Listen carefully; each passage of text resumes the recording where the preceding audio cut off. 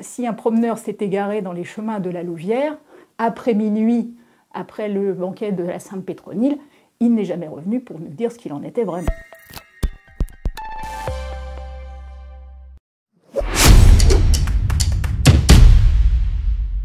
Alors la légende en elle-même, on ne sait pas trop.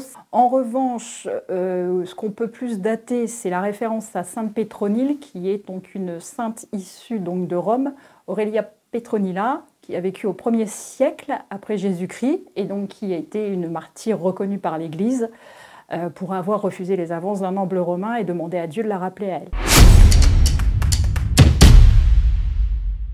Alors la légende de ce qu'on appelle les fées de la Louvière prend place dans la forêt autour de Saint-Marc-en-Othe. Et donc ce qui se passait le 31 mai, donc jour de la Sainte Pétronille, le dimanche qui suivait cette fête, il nous dit, dans le guide de l'aube mystérieuse, l'abbé Doux, on nous dit que les jeunes du village et des alentours allaient dans la forêt et ils faisaient un grand banquet.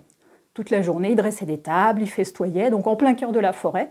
Mais, et c'est ce que nous dit la légende, il fallait avoir plié bagages avant minuit. Alors si après minuit, on se promenait encore dans les chemins de la Louvière, on risquait de voir sortir des créatures magiques, des fées, donc, nous dit-on, qui à leur tour, elles venaient aussi danser, faire la fête dans la forêt au son d'instruments mystérieux, prononcer des incantations ou des paroles étranges. Mais alors malheur aux promeneurs égarés qui se laissaient peut-être prendre par ce magnifique spectacle, car, dit-on, jamais il ne revenait au village. Donc, ce qu'on ne sait pas, c'est est-ce qu'il errait tout le temps dans la forêt, en désespoir sans jamais en sortir, mais apparemment, ce qui se racontait plutôt, c'est que les fées l'enlevaient et le gardaient avec elles. Donc, dans les plus pessimistes versions, on dit qu'elles en faisaient leur esclave.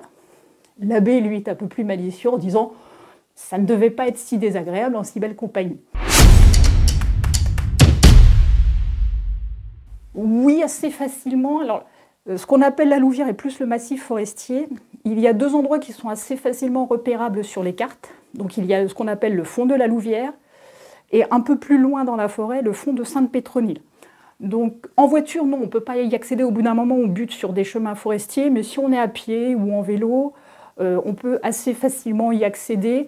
Il faut quand même savoir que c'est, même de n'importe quelle route, il faut quand même cheminer au moins 1 ou 2 kilomètres au cœur de la forêt. Donc on est vraiment au cœur de la forêt, et c'est quand même à près de 6 kilomètres de Saint-Marc-en-Othe.